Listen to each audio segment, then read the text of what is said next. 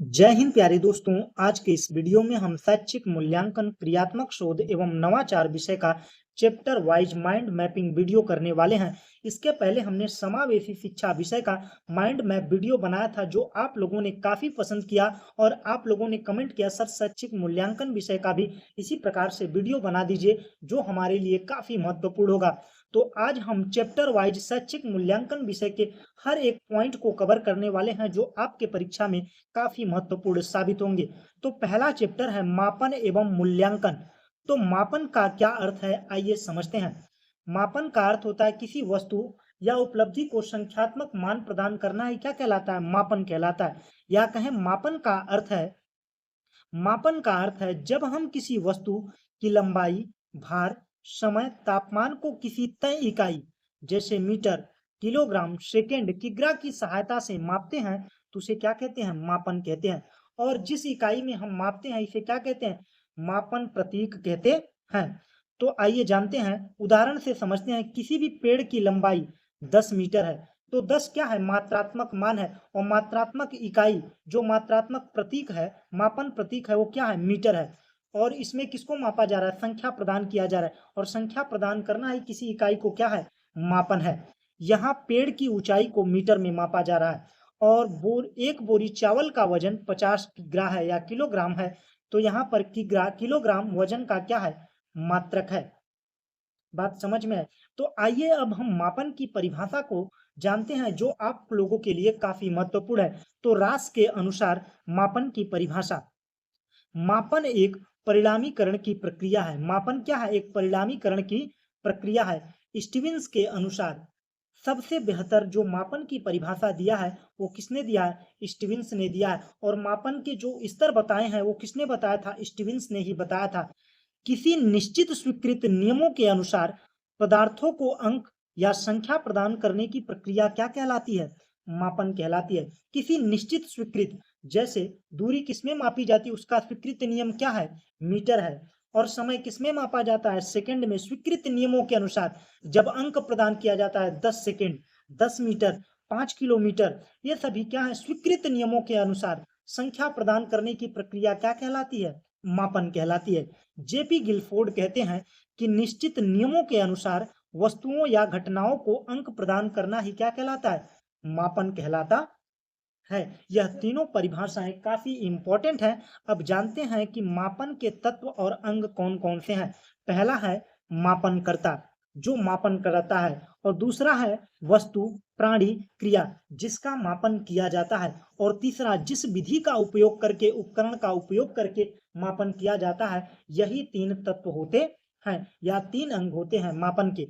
अब बढ़ते हैं अगले पॉइंट की ओर। तो अगला पॉइंट है मापन के प्रकार। तो मापन के तीन प्रकार हैं, आइए जानते हैं।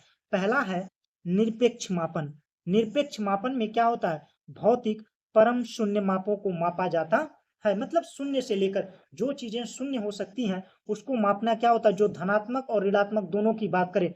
लंबाई 5 किलोमीटर आगे, 5 किलोमीटर पीछे, दूरी की बात कर रहा है। लंबाई की बात करें तो 2 इंची बड़ा था, 2 इंची छोटा था। मतलब धनात्मक और ऋणात्मक दोनों की बात करें तो क्या कहलाता है, निरपेक्ष मापन।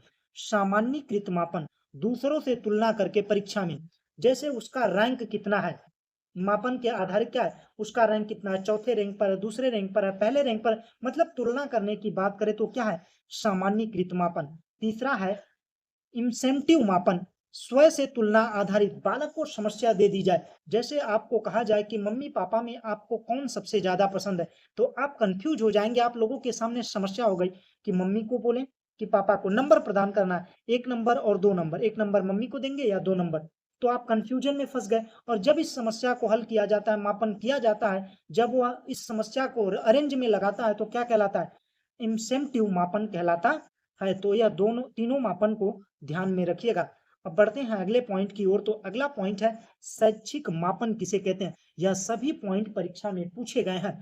शिक्षा के अंतर्गत यदि हम किसी छात्र के ज्ञान को मापने के लिए गणितीय इकाई का प्रयोग करते हैं तो वह शैक्षिक मापन कहलाता है। मतलब शिक्षा के अंतर्गत जब हम किसी छात्र के ज्ञान को गणितीय इकाई में, संख्या में मापते हैं तो उसे क्या कहा जाता है, शैक्षिक मापन कहते हैं या शैक्षिक मापन कहलाता है।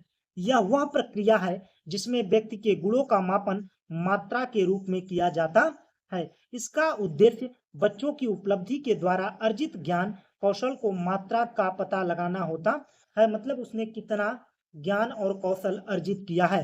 अब नोट, इसको ध्यान रखिएगा, ज्ञानात्मक पक्ष का मापन होता है, लेकिन भावनात्मक और मनोक्रियात्मक या क्रियात्मक पक्ष का क्या होता है, मूल्यांकन किया जाता है। भावनात्मक और क्रियात्मक पक्ष का मापन संभव नहीं है। यह सारी चीजें क्लियर हुई। अब बढ़ते हैं अगले पॉइंट की ओर। तो अगला पॉइंट है शैक्षिक मापन के स्तर। स्टीवेंस ने शैक्षिक मापन के स्तर दिए हैं। तो कितने स्तर हैं शैक्षिक मापन के? तो 4 स्तर हैं। नामित स्तर, वर्गीकरण जिसमें होता है पुरुष अलग, स्त्री अलग, इस गांव के अलग, बड़ी गाड़ियां अलग, कार अलग, बस अलग, ये क्या है, नामित स्तर का मापन है। क्रमित स्तर का रैंक प्रदान करना, कोई परीक्षा मापन किया जाए और किसका कौन सा रैंक है, रैंक प्रदान करना है, क्या कहलाता है, क्रमित स्तर। उसके बाद में अंतराल स्तर, समान अंतराल, जैसे सेल्सियस फॉरेनहाइट में तापमान तो समान होते हैं लेकिन इनमें अंतर होता है, वही क्या है, समान अंतराल होता है। अनुपातिक स्तर, सच्चा शून्य, लंबाई वजन, मतलब दोनों चीजों को मिलाकर नामित और क्रमित का जब तुलना किया जाता है तो क्या कहलाता है, अनुमानित अनुपातिक स्तर कहलाता है। तो यही 4 स्तर होते हैं, बस नाम पूछता है कौन कौन से स्तर हैं। तो 4 स्तर है, नामित स्तर, दूसरा है क्रमित स्तर, तीसरा है अंतराल स्तर, चौथा है अनुपातिक स्तर। यह चारों स्तर को याद रखिएगा। अब बढ़ते हैं मूल्यांकन की तरफ। मूल्यांकन क्या है? तो मूल्यांकन के अर्थ को समझते हैं। मूल्यांकन का अर्थ है मूल्य का अंकन, मूल्य प्लस अंकन। जब हम गुणों दोषों का मूल्यांकन करते हैं, अंक प्रदान करते हैं, तो क्या कहलाता है, मूल्यांकन कहलाता है। किसी गुण योग्यता विशेषता को विशेषताओं का मूल्य निर्धारित करना ही क्या कहलाता है, मूल्यांकन कहलाता है। गुण योग्यता विशेषता का मूल्य निर्धारण ही क्या कहलाता है, मूल्यांकन कहलाता है। मूल्यांकन परिणात्मक गुणात्मक दोनों तरह की सूचनाएं प्राप्त होती है। मूल्यांकन से परिणात्मक और गुणात्मक दोनों जानकारियां मिलती हैं, लेकिन मापन से केवल परिणात्मक जानकारियां मिलती हैं। अब आइए जानते हैं कि मापन की मूल्यांकन की परिभाषा। मापन की परिभाषा हमने बहुत बेहतर तरीके से सीखा। अब मूल्यांकन की परिभाषा को देखते हैं।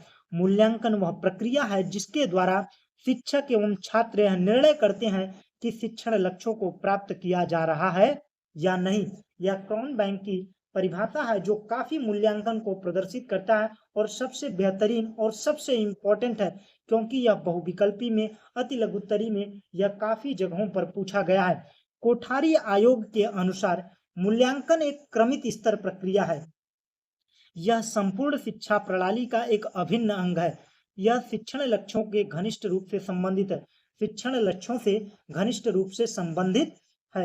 एनसीईआरटी के अनुसार मूल्यांकन एक ऐसी प्रक्रिया है जिसमें बच्चों के विकास और सीखने के बदलाव का पता लगाया जाता है। एनसीईआरटी के अनुसार क्या है, मूल्यांकन एक ऐसी प्रक्रिया है जिसमें बच्चों के विकास और सीखने के बदलाव का पता लगाया जाता है। यह भी परिभाषा काफी बेहतर है और क्रॉनबैक की सबसे महत्वपूर्ण क्रॉनबैक की है, जो कई बार परीक्षाओं में पूछा गया है।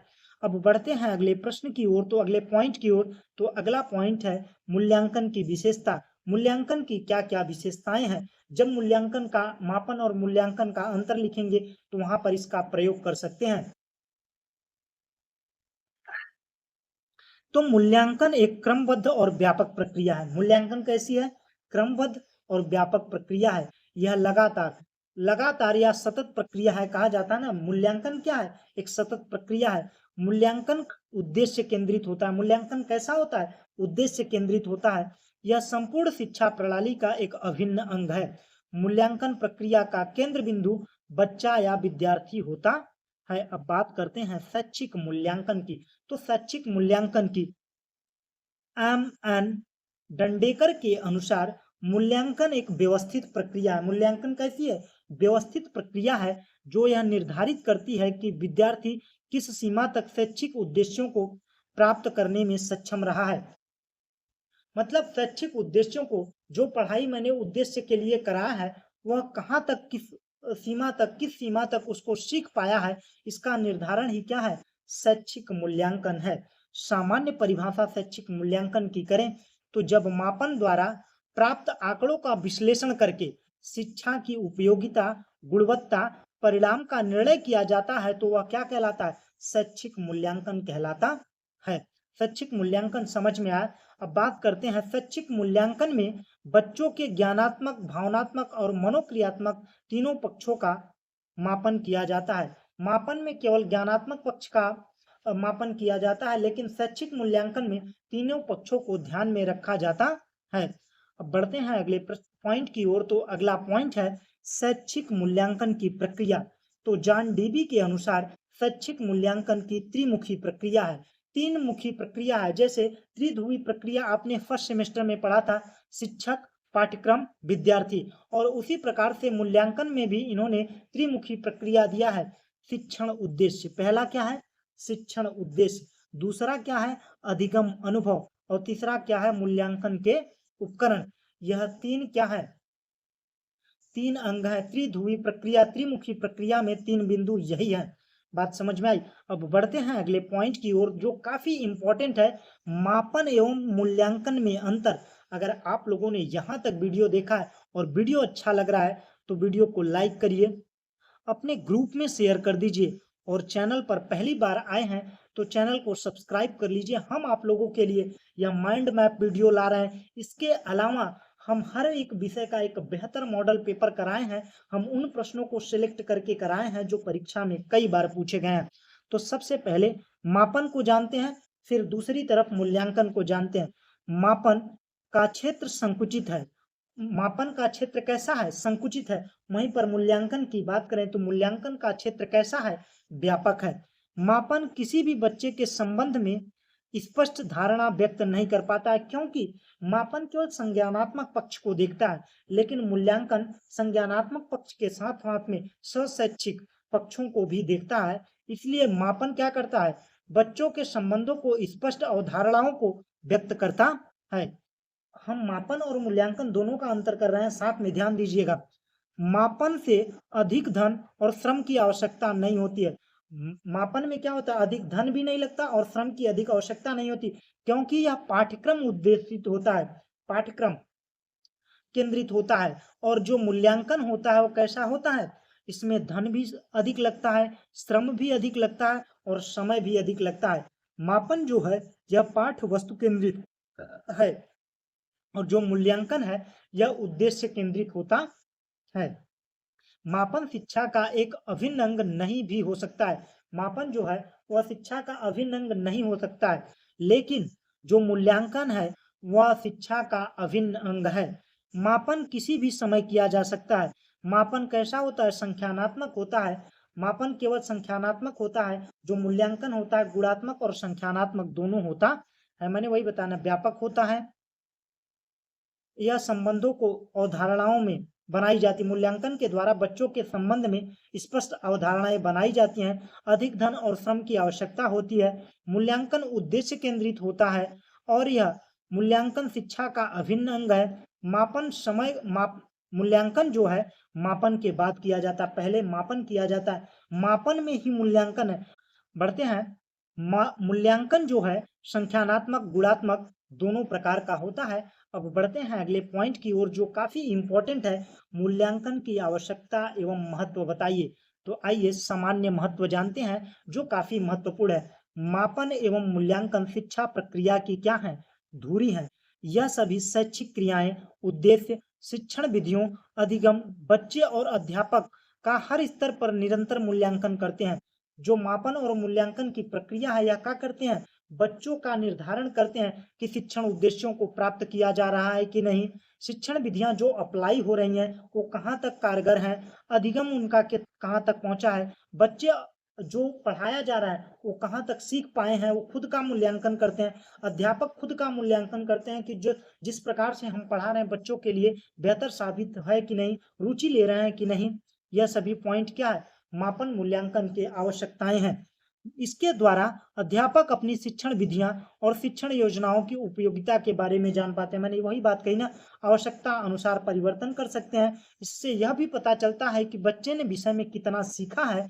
इसके द्वारा बच्चे के विभिन्न विषयों की कमजोरियों का पता चलता है, और जिससे अध्यापक शिक्षण उपचारात्मक शिक्षण के द्वारा इसे दूर करता है। उपचारात्मक शिक्षण, निदानात्मक शिक्षण के बारे में हर एक टॉपिक को हमने कवर किया है जो आपके एग्जाम में पूछे जाएंगे। बच्चे को स्वयं मूल्यांकन द्वारा अपनी कमजोरियों, गलतियों के बारे में पता चलता है, जिससे वांछनीय सुधार लाने का प्रयास करता है। छात्रों की कक्षा उन्नति प्रदान करते समय इसका विशेष महत्व होता है। कक्षा की उन्नति के लिए मूल्यांकन की विशेष आवश्यकता होती है। अब अगले पॉइंट की ओर बढ़ते हैं, तो दक्षता आधारित मूल्यांकन। दक्षता आधारित मूल्यांकन है क्या? आइए इसको समझते हैं।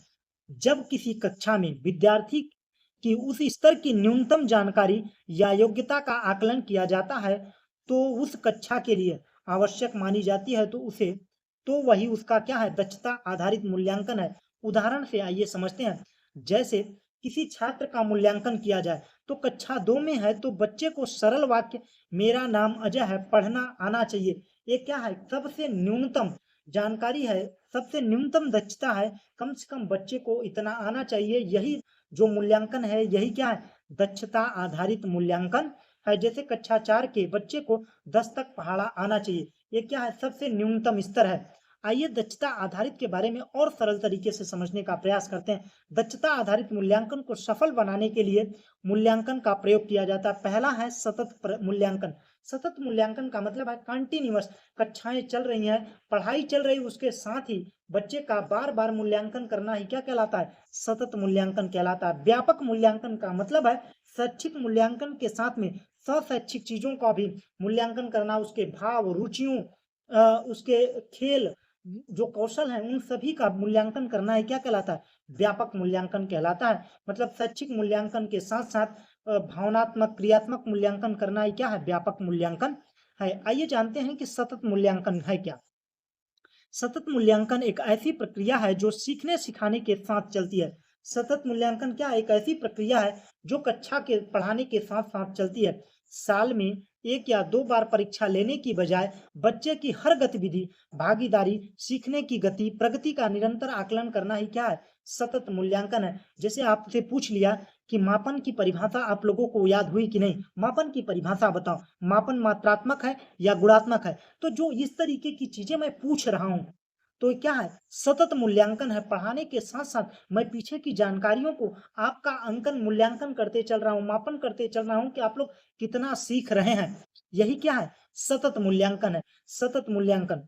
जैसे एक शिक्षक पौधे के बारे में पढ़ाते समय बच्चों को तुरंत पूछता है, पौधा अपना भोजन कैसे बनाता है, यह जांचने के लिए कि उन्हें पिछला बिंदु समझ में आया कि नहीं आया। मैंने पूछा ना, मापन की परिभाषा बताओ। यह मापन मात्रात्मक है या गुणात्मक है? यह चीजें जो मैंने पूछी, तो इससे क्या हो रहा है? मैं आपका सतत मूल्यांकन कर रहा हूं कि मैंने जो पिछले बिंदु को पढ़ाया वो आपको समझ में आया कि नहीं आया। यही क्या है? सतत मूल्यांकन है। सतत मूल्यांकन का महत्व। सतत मूल्यांकन के द्वारा बच्चों की योग्यता, कमियों के बारे में नियमित और लगातार पता चलता है कि उसकी कमजोरी क्या है, उसका मतलब प्लस पॉइंट क्या है, वो क्या-क्या चीजें सीख रहा है। इसके अलावा इससे शिक्षक बच्चों के गलतियों को समय पर सुधार कर उसका सर्वांगीण विकास कर पाते हैं। यह 2 चीजें सतत मूल्यांकन के जरिए बेनिफिट मिलता है। अब बात करते हैं सतत मूल्यांकन की विधियां कौन-कौन सी हैं। सत्र परीक्षा। विद्यालयों में त्रैमासिक, अर्धवार्षिक परीक्षाएं जो होती हैं, या क्या करती हैं? सतत मूल्यांकन करती हैं कि बच्चे ने 6 महीने में कितना सीखा। इसके अलावा इकाई परीक्षाएं की जाती हैं। पाठ्य पुस्तक के हर एक पाठ्य अध्याय पढ़ाने के बाद में बच्चे से उस चैप्टर के बारे में पूछी जाती है, प्रश्नोत्तर किए जाते हैं कि उसने उस चैप्टर से क्या-क्या चीजें सीखी हैं। मासिक परीक्षा, यह महीने में पढ़ाई गई चीजों की परीक्षा लेता है। इसके बाद में सेमेस्टर पद्धति, वर्तमान समय में उच्च शिक्षा में प्रशिक्षण में डीएलएड में जैसे 6-6 महीने पे सेमेस्टर पद्धति के द्वारा आपका क्या होता है? सतत मूल्यांकन किया जाता है कि जो चीजें आपको प्रशिक्षित किया जा रहा है, आप उसको कहाँ तक सीख पा रहे हैं। अब बात करते हैं सतत मूल्यांकन के क्षेत्र कौन-कौन से हैं। बच्चों की अभिरुचियां, रुचियां जो हैं, अभिरुचि या रुचि दोनों एक ही है। बच्चों की रुचियों का पता चलता है सतत मूल्यांकन के जरिए। बच्चे की सृजनात्मकता, क्रिएटिविटी की पता चलता है। बच्चे में ज्ञान कितना है, यह पता चलता है। बच्चे की समझ शक्ति का पता चलता है। शारीरिक स्थिति और स्वास्थ्य का भी पता चलता है। इसके अलावा बच्चों की शैक्षिक उपलब्धि का पता चलता है। बच्चे के पारिवारिक और व्यक्तिगत रुचियों का पता चलता है। जब उसका लगातार आप मूल्यांकन करते हैं, हर एक पक्ष को देखते हैं, तो वही क्या है? सतत मूल्यांकन है। कंटिन्यूअस, लगातार उसका मूल्यांकन करना ही क्या है? सतत मूल्यांकन है। व्यापक मूल्यांकन, सतत और व्यापक मूल्यांकन अभी दोनों एक साथ में पढ़ेंगे। व्यापक मूल्यांकन का अर्थ है संपूर्ण या सभी पक्ष। व्यापक मूल्यांकन की परिभाषा, मूल्यांकन का व्यापक मूल्यांकन का अर्थ है विद्यार्थी के समग्र विकास का मूल्यांकन करना, जिसमें शैक्षिक ज्ञान समझ विश्लेषण के साथ साथ स्वशैक्षिक, जिसमें व्यवहार सृजनात्मकता खेल कला नैतिक रुचि दृष्टिकोण भी शामिल होते हैं। मतलब शैक्षिक के साथ में स्वशैक्षिक चीजों का मूल्यांकन करना ही क्या कहलाता है, व्यापक मूल्यांकन कहलाता है। किसी भी व्यक्ति के व्यक्तित्व को जानना होता है तो कौन सा मूल्यांकन होता है, व्यापक मूल्यांकन होता है। इसको याद रखिएगा, यह बहुविकल्पी में कई बार यह प्रश्न पूछा गया है। अब बढ़ते हैं व्यापक मूल्यांकन के पक्ष कौन कौन से हैं। तो व्यापक मूल्यांकन के 3 पक्ष हैं। पहला है संज्ञानात्मक पक्ष। इसका संबंध बच्चों की बौद्धिक योग्यता से होता है। इसमें बच्चे में निहित ज्ञान स्मरण याद करना और चिंतन भी शामिल किया जाता है। दूसरा है भावनात्मक पक्ष। भावनात्मक पक्ष, इसका संबंध बच्चों के भाव रुचियों दृष्टिकोणों में है। कि मतलब बच्चे का जो आप लोग ज्ञान के बारे में शैक्षिक मूल्यांकन कर रहे हैं, उसके साथ में उसका भावनात्मक मूल्यांकन, भावनात्मक पक्ष का भी मूल्यांकन किया जाता है, जिससे यह समझ में आता है उसकी गणित में ज्यादा रुचि है कि बायोलॉजी में ज्यादा रुचि है, कौन सा सब्जेक्ट पढ़ने में उसको ज्यादा आनंद आ रहा है, उसका दृष्टिकोण क्या है। यह सभी किससे पता चलता है, भावनात्मक पक्ष से पता चलता है। इसके साथ ही कौशलात्मक क्रियात्मक पक्ष, इसका संबंध बच्चे के शारीरिक और क्रियात्मक कौशल से। इसमें निहित कार्य कुशलता, कार्य करने की क्षमता, रचनात्मक कार्यों का मूल्यांकन किया जाता है। कोई भी बच्चा होता है जो ड्राइंग में तो आर्ट को सिलेक्ट कर लेता है, उसका आर्ट बेहतर है, कला बेहतर तरीके से बना पाता है, तो उसमें कौशल है। तो क्रियात्मक पक्ष का स्किल है तो क्या करेगा, वो कौशलात्मक पक्ष का भी मतलब मूल्यांकन हो जाता है। मतलब तीनों पक्ष का, ज्ञान का भी मूल्यांकन हो रहा है, उसके रुचियों का भावों का दृष्टिकोणों का भी मूल्यांकन हो रहा है, कौशल का, कौशल में उसकी आर्ट क्या क्या है, उसके कौशल क्या क्या है, उसकी स्किल क्या क्या है, यह सभी जानकारियां व्यापक मूल्यांकन में की जाती हैं। व्यापक मूल्यांकन का उद्देश्य क्या है, व्यापक मूल्यांकन का उद्देश्य विद्यार्थी के सभी पक्षों का और सर्वांगीण विकास करना, ज्ञानात्मक भावनात्मक कौशलात्मक व्यवहारात्मक सभी पक्षों का मूल्यांकन करना। मतलब बालक का सर्वांगीण विकास करने पर ध्यान दिया जाता है। सतत एवं व्यापक मूल्यांकन में अंतर, सतत मूल्यांकन अध्ययन अध्यापन के साथ निरंतर चलता रहता है। मैंने बताया ना, मतलब पढ़ाया जाए उसी के साथ में ही मूल्यांकन किया जाए, वो क्या है, सतत मूल्यांकन है। जबकि व्यापक मूल्यांकन में पढ़ाई के साथ साथ में उसके भावनात्मक कौशलात्मक सभी पक्षों का मूल्यांकन किया जाए तो क्या है, व्यापक मूल्यांकन है। अब बात करते हैं सतत एवं व्यापक मूल्यांकन की आवश्यकता और महत्व। अगर आप लोगों को वीडियो जहां तक वीडियो देखा है और वीडियो कैसा लग रहा है, कमेंट में जाकर जरूर बताओ, फीडबैक दीजिए। इससे हमारा मोटिवेशन बढ़ता है और हम आप लोगों के लिए दुगनी ऊर्जा के साथ में कार्य करते हैं। सतत एवं व्यापक मूल्यांकन की आवश्यकता एवं महत्व बताइए।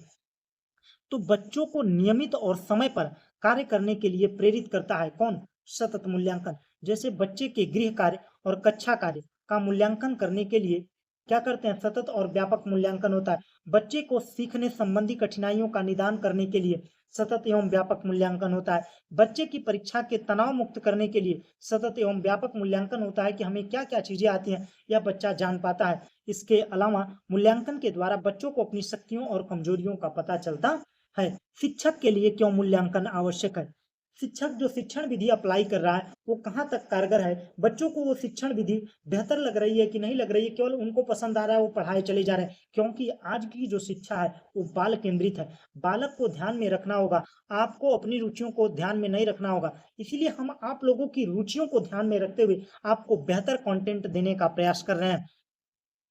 अध्यापक को अपनी शिक्षा योजना शिक्षण विधियों उपकरणों की सफलता असफलता का ज्ञान होता है। अध्यापक को बच्चे की उपलब्धि का ज्ञान होता है।